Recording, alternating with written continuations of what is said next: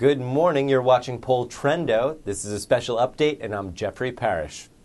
Mitt Romney won primaries and caucuses in 7 states Tuesday, including closely fought Ohio, adding 216 delegates to his already sizable total and establishing perhaps once and for all an unshakable command of the Republican presidential race.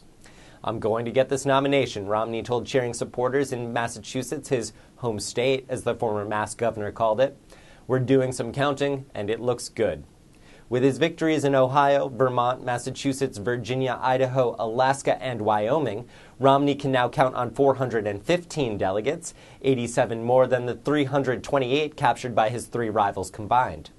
Romney's closest opponent, former Penn Senator Rick Santorum, won 3 states Tuesday, Tennessee, North Dakota, and Oklahoma, and 84 delegates, raising his total to 176.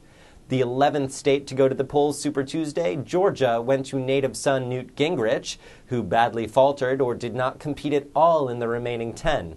Santorum continues to perform well among the arch-conservative segments of the GOP, particularly evangelicals, who have long doubted Romney's conservative bona fides.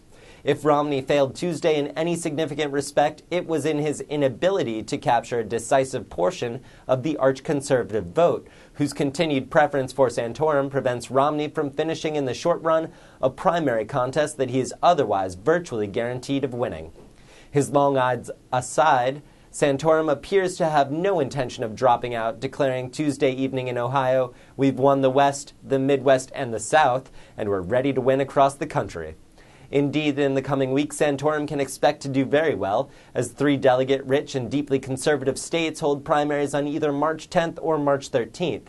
They are Kansas, Alabama, and Mississippi.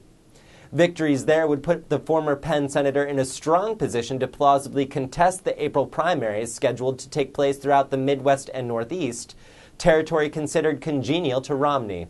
In other words, the 2-man race of Romney and Santorum can be expected to continue until at least late April, a prospect disheartening not only for Romney, who must continue to spend on state primaries money that might otherwise go to defeating President Barack Obama in general elections, but also for professional Republicans who see the continued primary fight as both anathema to independence and a distraction from the principal task of winning the White House.